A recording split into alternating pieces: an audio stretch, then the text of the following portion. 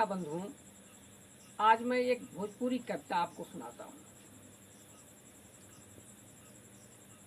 हुड़रा भइल विधायक चेयरमैन घरियार बाबूजी, हुड़रा भइल विधायक चेयरमैन घरियार बाबूजी।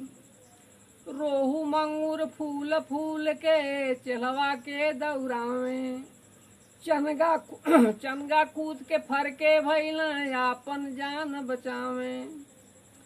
देखा बिना पूछ कर ठौकत बासियार बाबूजी, हुड़रा भइल विधायक चेयरमैन घरियार बाबूजी। हुड़रा भइल विधायक चेयरमैन घरियार बाबूजी। ललका बानर कोठी कोठी घूम के रोटी खाला, शाम सवेरे करे मनौती ठाकुर जी मतवाला। ई टोपी वाला कितना बाहुशियार बाबूजी, हुड़रा भइल विधायक चेयरमैन घरियार बाबूजी। हुड़रा भइल विधायक चेयरमैन घरियार बाबूजी। गौरैया चमगादड़ तोता छोड़ल आपन दाना, उखिया में से उड़ल महोखा मोरवा भइल दीवाना।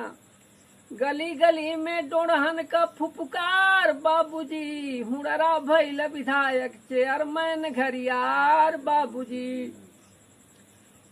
मेघायापन ढोल फेंक के बैठे आसन मार, पास पड़ोस से झगड़ा कई के घोघा रहे बीमार। हंसा कहे कि हम कोई ना हमार बाबूजी, हुड़रा भइल विधायक चेयरमैन घरियार बाबूजी। धन्यवाद।